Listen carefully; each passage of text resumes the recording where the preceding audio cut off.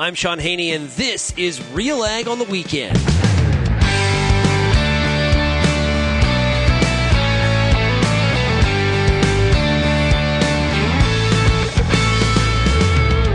Let's get real and get connected with the week that was in Canadian agriculture. RealAg on the Weekend starts now. Welcome to RealAg on the Weekend here on 650 CKOM and 980 CGME. I'm your host, Shaun Haney of RealAgriculture. It's great to be with you here on this Saturday. Busy week in Saskatchewan agriculture indeed, as the Ag in Motion show happened outside of Saskatoon in Langham, Saskatchewan. And, I don't know, overall, pretty good show, I think, talking to a lot of exhibitors. Tuesday was a mess with the weather. It was, I think when I was on Gormley earlier this week, I described it as a beautiful day in Edinburgh, Scotland. Rain going straight sideways, cool temperatures, 16 above or 15 or whatever it was. It was quite chilly. I was frozen. And many people were, but people persevered, and Wednesday's crowd was phenomenal. Based on talking to a lot of exhibitors. So a big show and lots of new innovations and things showcased.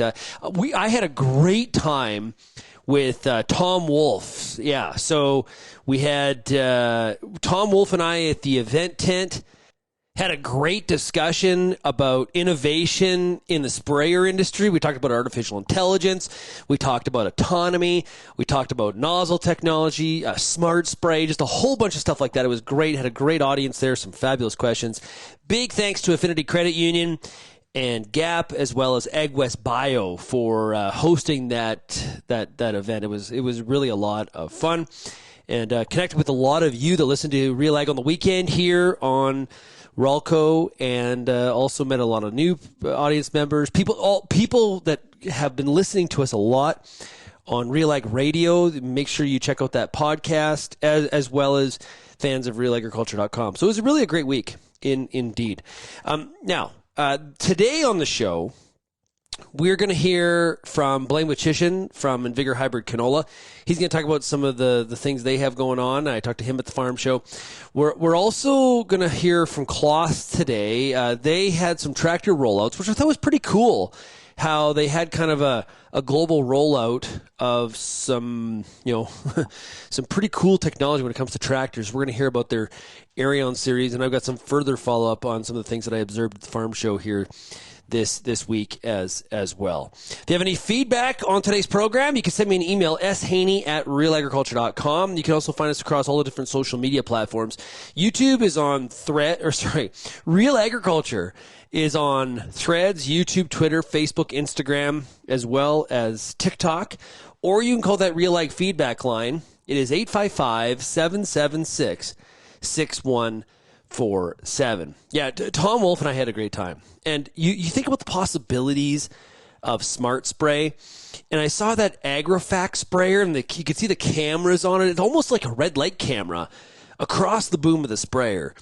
And the ability for us to only apply product to the weeds that we are trying to kill and not have to do broad-based spraying, it really does provide some opportunities. And Tom Wolfe made a really interesting point, that this isn't a solution to weed resistance. It actually gives us more time with the chemistries that we actually have.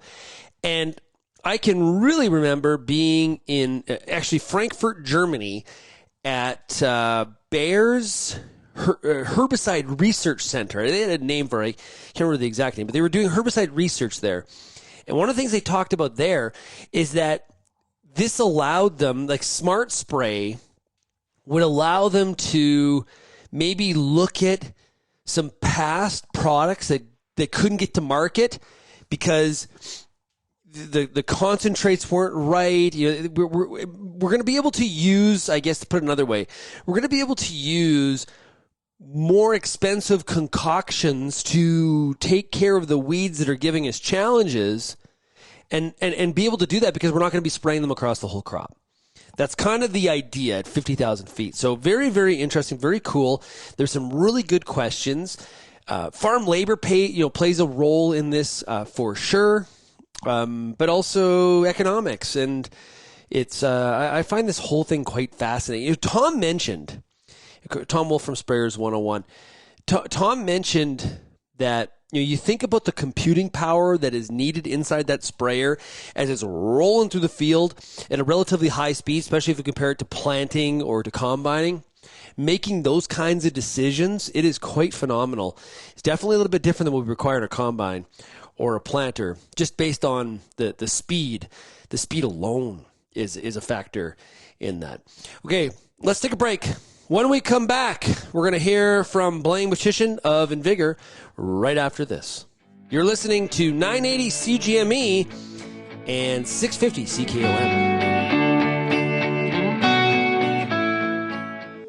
If you're involved in the agriculture industry, it's important to stay informed on all the latest issues affecting your business. At RealAgriculture.com, we offer fast, reliable news, information, and insights to help you keep on top of all of the latest in Canadian agriculture. Visit RealAgriculture.com and sign up for our free daily newsletter covering everything from news, agronomy, animal agriculture, and much more. Visit RealAgriculture.com/subscribe today.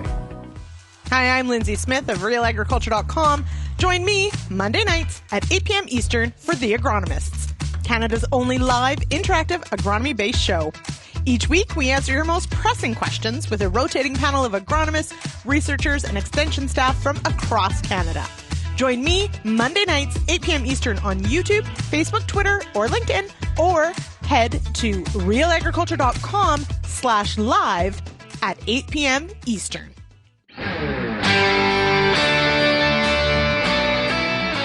Welcome back to RealAg on the weekend. This week at Ag in Motion in Saskatoon, I had a chance to catch up with Blaine Woycheshin with BASF and Invigor Hybrid Canola, and we caught up on some of the new products and innovations they have coming to market, as well as a general overview of what's happening in the canola sector. Here's my conversation with Blaine Woycheshin of Invigor. Pleasure to be here, and we'll take the rain. It's almost a little bit late, but we'll take it. Happy to be here, though. Yeah, a real mix of crop conditions for a lot of your customers. I'm sure you've been hearing about that. Yeah, I took the drive from Calgary to Saskatoon yesterday, and it's pretty humbling. Some good, some bad, and ugly. So it's all over the place, and that's not what we planned for. We know the farmer doesn't either, but our thoughts are with those guys. It's a challenge for everyone. I'm like you. I drove here. I want to, you can get in a plane. You can, jet from Calgary to Saskatoon pretty quickly. Only on one airline now, but you get a chance to see some crops and see what people are experiencing in the countryside. And like you said, there's a lot of average and below average, and not a lot of good to excellent, for sure in those parts on that drive. Okay, Blaine, we're going to talk about something pretty cool here for the 24 planting season. I know we haven't finished 23, but when 24's upon us, especially when we hit the fall. This is in the area of seed treatments. Growers are facing a lot of challenges where they're relying on seed treatments to solve some problems. You've got some things coming out next year that you're pretty excited about. Yeah, Shaun, it's growers. I get the pleasure of talking to a lot of growers, and choice of seed treatment is very important to us. And as you know, last year we pivoted to Helix Vibrance as our base, and we added Butyl Start to our portfolio as an option for growers on everything. And they still have an option with Lumiderm as well on everything as well. So this year we're proud to announce, but we've got to walk before we run. We will have Invigor L340 PC and Invigor L356 PC available with a combination of Helix Vibrance is the base, plus Butyl, plus Lumiposa. Okay, wow. So talk about Lumiposa. Well, Lumiposa and Lumiderm are very similar. Lumiderm is the high-rate insecticide seed treatment registered for flea beetles and cutworms.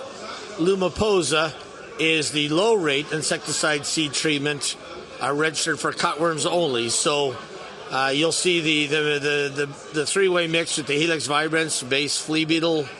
You'll see the Butyl on top will be doing the heavy lifting on the flea beetles, and then you'll have the Lumiposa, which is registered for cutworms only. So we know that the low rate of Lumiposa actually does a good job on cutworms. So you have a pretty good base, a good choice for growers to do that, and that's why order dates early, ordering on Invigor L340 PC and Invigor L356 are very important, because we have to build it, and there's a lot of acres of L340 out there. To make sure we get it right, we got to book it early. So growers will need to something unusual. When you book your canola, you got to tell us what seed treatment you need at the get-go. We can't say I'll make my mind up later because we can't build it fast enough. So, a la carte. This feels familiar, Blaine. I think of when we're out Eastern Canada or in the Midwest, we're talking corn business. This is exactly how the corn business is. Yeah, I'm less familiar about it, but it's necessary because I'm very lucky to have a large acres of Invigor out there in Western Canada. But to plan for it, to build it, to clean it, to treat it, to process it. It takes a lot of work. So we start in September and we go all the way till March to try and meet customers' needs. But so pretty excited about the addition of Lumaposa in our camp, and that'll go along really well with the rest of our Invigor portfolio. Yeah. Now, if I'm not concerned about cutworms, I can still go Helix and the Buteo? Yes, you could go, if you're not concerned about cutworms, you could go with the Helix Buteo. And that's been a pretty popular mix as well. And then if you do want cutworms and flea beetles as well, you can go with Helix Vibrance and Lumiderm as well. So this Helix Buteo and Lumaposa is the premium brand, which will be a combination of everything, but we're pretty excited to offer it. And when we think about seed treatments and trying to protect that early stage canola plant, are cutworms and flea beetles the main concerns that you hear about? Yeah, I think a lot of the disease concerns early have been taken out of the equation mostly by the Helix Vibrance, because the 4 fungicides in there have done a great job on it. But I think really those are your two major ones, your flea beetles, cutworms, and the cutworms. It seems that there was a lot more cutworms this year in Western Canada. We had a lot more calls, a lot more questions on it. And this year it seems the flea beetles were less. So if a farmer could tell us what's going to be the major pest problem, that's our challenge too to figure out. But yeah, we'll leave that to John Gozlowski. Yes, that's true. Yes, somebody will let us know how it is. But I'm sure we'll be wrong. But I think if you know what your fields are, you can plan. We're excited to offer growers choice. So, but they've all again got to order quite early. Do you see what do you see into the future? 3-5 more years out. Do you see a situation where we move from like a stack of 3 where we have 5? Is that kind of the direction this is kind of headed? I think long term there's going to be some new chemistries coming out there. I mean, I have a lot of customers that talk to me and say, "Are you spending any money looking for something for flea beetles?" And politely I giggle because there's millions of dollars the industry's spending to try. Everyone recognizes this is a major problem, and we all want to solve it. There's maybe some new technologies, new chemistries, but they do take time to get registered. But that's a possibility. There could be 3 or 5 or mix and match, but maybe there's some other new chemistries that will do more heavy lifting as well to help out. But, I think certainly in the near future, we're very excited about this mix because I've been in pleasure of seeing a lot of fields in Western Canada, and the Helix Vibrance with Buteo and Lumaposa looks pretty exciting. Anything new for 24 from a hybrid standpoint? Well, I got you here that you want to mention? Yeah, we're very excited about that. And at Ag in Motion, I mean, it's a kind of a rain delay today, but we're very excited about our Invigor L358 HPC. This is our new Invigor Health, and this one is a big step up in yield versus some of our previous Invigor Healths. This one is roughly 109% of Invigor L258 HPC. So it's a big step up. Very excited about standability, maturity. This one's very pumped about it, and it will be a significant player in the marketplace for 2024. How much time do you spend in front of the bathroom mirror trying to memorize all these letters and number combinations so you can do it off the top of your head? Well, the good news is there's a conventional naming system with it, so I always figured if I could remember it, a grower has a better chance because their memory's better than mine. But there's a naming system with it, and there's a method to our madness. And it talks about maturity, it talks about the series, the P for pod chatter, C for club root, the H for health. So to me, it's pretty it's interesting. I've sat in rooms where the retailers would tell me that the farmer doesn't understand it. Then I sat in the room the next hour with a bunch of farmers, and they had it down pat. So our customers know it, and when I was part of the team to design this, I figured that we've got another 20 years or I'll probably be dead by the time we run out of numbers on this system. So pretty excited it's still working. We were with the members of the Invigor team recently at a Lethbridge Bulls game for the Invigor series. You're going to 3 different locations for baseball. Did Lethbridge, there's Swift Current, and there's also Winnipeg. One of the things that Darren Hicks and I chatted about in our discussion that day on RealAg Radio was the 2024 season is going to be 10 years of the pod shatter reduction trait. You and I were in Belgium together, and we met the guy that designed the thing. I can't believe 10 years has passed this quickly, and the difference and the way that the harvest strategy has changed for canola due to that trait. It's really amazing when you stop and you think about it. You know what, as far as in one person's career, that's probably been the most exciting thing for me to be able to launch Pod Shatter. We knew what we had, but we didn't know how good it was. We're so excited about this patented Pod Shatter technology. I still bump into farmers that maybe weren't growing. I found one today that doesn't grow in vigor. We talked about Pod Shatter. He's not set up for straight cutting. I mean, it was interesting. A lot of farmers in Saskatchewan, because of lentils, Durham, all set up.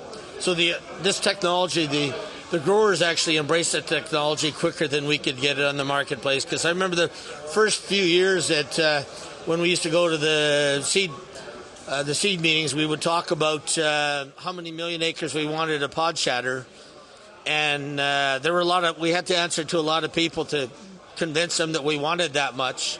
That'd be the first 3 years, and then the next 3 years with pod shatter was, are you sure you have enough? So the conversation changed, and I remind those people that they were naysayers at the beginning, but they've come along. So, and we're excited. This will be our year. 2024 will be our first year. We're all in on pod shatter. Yeah. Every hybrid will have a letter P in there, because I think it doesn't matter if you're swathing, straight cutting, or whatever you're doing. I think this trait has shown itself. It's not bulletproof on hail, but even in the winds, we've got some sites in Moose Jaw where significant yield reductions have occurred, and the pod shatter trait held up. So we're excited with it, and it's just a pleasure to have it. So I appreciate it. So Blaine, if you could wrap up with this, if you could come up with one trait tomorrow that would add a characteristic to the plant, is there one that comes top of mind? Because pod shatter, I think, really surprised probably a lot of people internally and a lot of people in the canola industry in general, in terms of like how it just, farmers, they saw value and it just took the acre, and all of a sudden it was like all other companies saying, how do we get that, or something like that.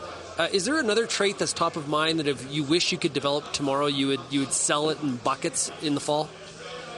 Certainly. I think it would be fantastic if we could get a trait registered, like a BT type of trait, to control flea beetles, cutworms, the diamondback moss, birth army worms, the insecticide. That would be fantastic. But I think one of the traits that we'd like to look at, to me, would be more drought resistance. So if a plant could somewhat shut down for a while during a period and restart if it does get a rain or whatever, this would be kind of a year. And we're looking at it, but it just doesn't happen by fluke. There's millions of dollars and a lot of man and people hours in that to try and find that. But yeah, there's a lot of things we have pie in the sky. Whether we can develop them, that's always a challenge. But those would be the two biggest ones that I would be very excited about having, because I think they'd solve some immediate needs for farmers today. Well, Blaine, I'm not sure the beer tent's going to be the most popular thing today. It's going to be the coffee here in your tent. Thanks for joining us today here at Ag in Motion. Enjoy the rest of the farm show. Thanks, Shaun, and to all our customers, we wish them it's been a tough year for some of you. We wish you had to make the best of it, and we thank you for your business. And contact your local BASF Ag Solutions rep if you have any questions on our 2024 hybrid. Thank you very much. We've got more coming up here on RealAg on the weekend on 650 CKOM and 980 CGME. Canola is more than just a pretty face in the prairie landscape. It's a big business, both here and around the world, that requires you to be informed and up to date on everything it takes to grow a successful crop. The Canola School on RealAgriculture.com has an expert library of video resources covering markets, agronomy, and more to help you grow a healthy and profitable canola crop. Visit canolaschool.com today. Brought to you by BASF Canada and Invigor Hybrid Canola. The next generation is the future of agriculture, but how do we launch from one role to leading? From succession planning and family dynamics to understanding finances and making the tough calls to discovering paths others have taken all through agriculture, the Successors Podcast covers it all. Tune in with me, your host, Kara Oosterhuis, simply by searching The Successors on your favorite podcast platform, or you can find it by visiting www.realagriculture.com. Whether you're seeding, harvesting, or anything in between, the Wheat School on RealAgriculture.com has you covered. Timely agronomic information from industry experts available online anytime. Give your wheat crop a good start and a great finish with the Wheat School on RealAgriculture.com. Brought to you by C&M Seeds, Syngenta Canada, and the Alberta Wheat and Barley Commission.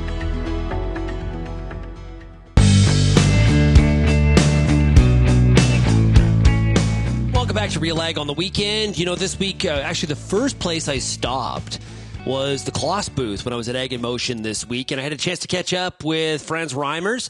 He is basically head of tractor product development in Canada for CLAAS, and we had a really interesting discussion about the rollout of the new Arion series of tractors and the versatility they provide on the farm, and just wanted to get an idea about tractor technology and where things are headed. And I got some thoughts. Let's listen to the clip, and then I've got some questions for you, the audience out there in Saskatchewan as well. Joined right now by Frans Reijmers. He is product manager of tractors with CLAAS. Frans, great to chat with you. Yeah, great to chat with you. So lots happening right now at CLAAS when it comes to product development, innovation in the tractor space. We got two different lineups that you're very excited about, and in different horsepower categories. So depending on what you're looking for, you have something that will definitely appeal to farmers in a pretty vast geography. So talk about the two lineups. Yeah, so again, we have two lines added this year to our CLAAS already existing tractor line in North America. So the Xerion 12 series at the top end with the two new models of the 590 horse and 650 horse. But also at the bottom end, we have an Arion line that hits the 165 to 205 horsepower range. That model is a great new addition for us simply because it is an all-rounder for the farm. It does every job that you'd expect a horsepower like that to do. Yeah. So what are some of the mechanical features on the Arion series that farmers should know about? Yeah, so that tractor too is a true class tractor with a CVT transmission, has the low engine RPM concept in it, meaning that at 1300 RPM and above, all the horsepower is available to the operator. It is a front suspended braked front axle, 50-50 weight balance, so it's a heavy duty axle to be able to put the power to the ground, not just on the rear, but also with the assist. It's almost like a four-wheel drive kind of concept. We have a great loader on it. An FL 150 is the loader specifically built for that tractor and is a perfect fit, has hydraulic self-leveling on it, gives you better tipping angle as well as curlback angle, and yet visibility is greater than you would have if you had a parallel linkage, mechanical linkage over top of that. So the hydraulic self-leveling is really a nice feature in addition to the tractor itself. Talk about some of the cab comforts. Yeah, so the cab there too, it is a very large cab because it's the same cab that we have on our Axion series, the next larger tractor. Oh, really? Yeah. That's actually, is that common in the industry? There is usually some crossing over between lines, but in this case, it is a very large cab for that horsepower range. So super comfortable, 4-point suspension on it as well. So the suspension on the front axle, the cab, and the seat again. Plus, we have hydraulic dampening on the front and rear 3-point hitch. That tractor is smooth like a Cadillac. It is absolutely the nicest platform to operate all day long. Good stuff. Any advancements at all in the use of electricity, like on the drives or anything like that? Yeah, so in this particular model, it is a similar looking platform that you're used to. We are developing and working on any of the electronic and electrical systems for drives and partial drives and so on in the future, but this model currently still has what you're used to, a hydraulic setup as far as implements and PTO style connections. Yeah, and like you said, this is in a category where there's a lot of jobs that happen on the farm where you're looking for a general use tractor just like this. Yeah, and that's exactly what this is built for. This tractor can do everything from the loader work I already mentioned to transport work. It does 50 kilometers an hour. Very comfortably. We have a braking system, an air brake system on there that is special because it will start applying brakes to the trailer before it does the tractor to keep it from jackknifing on a downslope, or any time that the implement is pushing the tractor, it'll start applying just the brakes on the implement before you even touch your own brakes.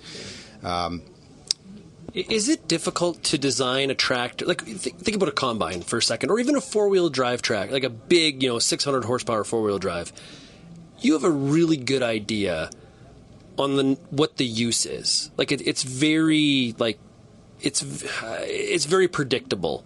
When we're talking about this lineup in this horsepower category, it's doing a ton of jobs. Does that make product design a little bit more difficult? Yes and no. At the same time, it is a power unit that, a tractor does not do any function other than to provide power and traction to the ground. So that is still the same in this type of tractor. Yeah. This one is, however, designed to handle, like you said, a multitude of jobs on the farm, and has been tested in all of them. We've tested it in snow removal conditions in the harshest, coldest temperatures in Quebec, all the way down to Texas, where the heat is stifling for anybody, and then put a tractor to full capacity, it can do it there too. So that tractor really is a comfortable all-round tractor on the farm, transport, haymaking, big square quadrant balers, you name it, loader work, everything it can do as comfortably altogether. That was Frans Reijmers of CLAAS talking about their Arion series. And of course, he did mention Zerion, and those are the larger four-wheel drive units. And I actually have a friend that ordered that new 650 horsepower Zerion.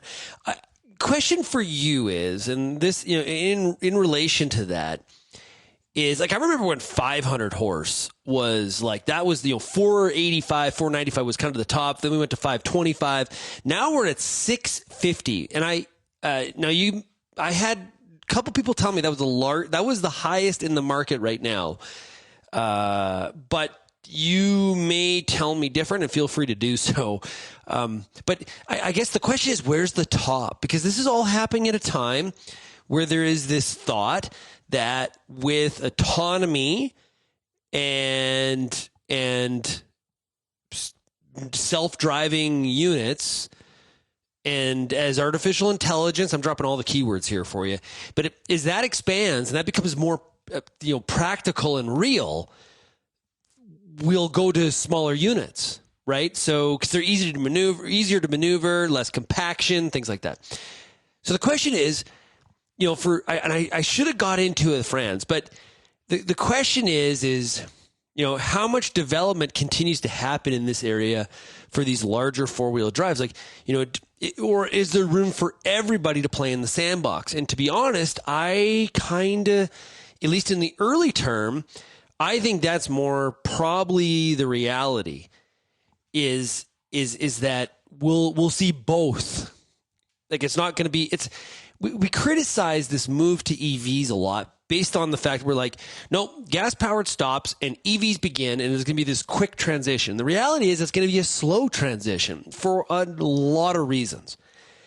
And I think the same kind of holds here when it comes to the autonomy swarm robot kind of style or method, versus, a 600, 800 power tractor pulling 80 feet of drill. I think there's kind of both, and it may be a little bit region specific too. That plays a part in this as well. And beautiful tractor. Yeah, really. That's what's also interesting is the horse, and this is a visual. I didn't look at some of the specs, but it seems like the design of it, less, or of some of these, not just with CLAAS, but across numerous brands. If I look at the John Deere quad, And I think theirs is a 625, I believe I saw on the side of it. Once again, some of you tractor experts will correct me out there for sure, but like nice curves. I like the design. I like the looks of these new quads and the tired units too. The companies have done a really good job with design. They're very visually appealing. The aerodynamics for, going through the field at 5 miles an hour, I guess not too big of a deal, but they look sleek. I like the design of what these companies are going with, some of these big four-wheel drive units for sure. But yeah, send me your thoughts on where you think tractor technology is going. S. Haney at RealAgriculture.com. Appreciate your input. Some of you are really into this kind of stuff, and you know a lot more about it than I do. And I would love your input on where you see the direction going on design and horsepower and all of those, and use, all of those kinds of things for sure. Let's take a break. We've got more coming up here on Real Ag on the Weekend. You're listening to 650 CKOM and 980 CGME.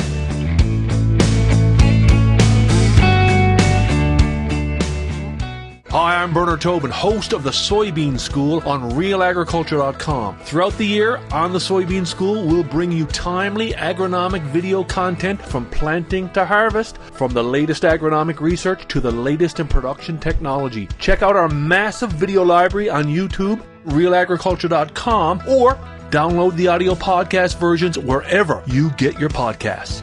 The Soybean School is brought to you by Pride Seeds, BASF, and Syngenta Canada. Before you get back in the field this year, spend some time with the Corn School on RealAgriculture.com. Get all the information you need on hybrid selection, planting depth, crop inputs, and more from a wide range of industry experts. A massive library of video content is available on demand when you need it most. Spend your time outside of the field, inside the classroom, with the Corn School on RealAgriculture.com.